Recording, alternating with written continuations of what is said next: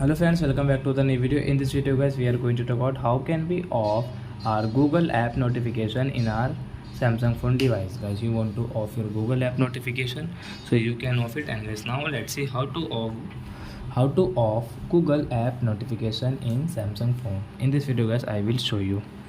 So before starting video friends, I want to tell you, if you're new in my channel and you're watching my video first time, so first of all go and subscribe my channel, click the bell icon and like my videos.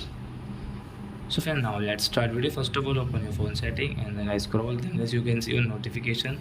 So guys tap here and guys click on this more setting and guys click on your all apps. So guys, now we will have to find where is Google G. So guys, now you can see your Google app notification, so you can off from here. So you cannot see your Google app notification on your screen.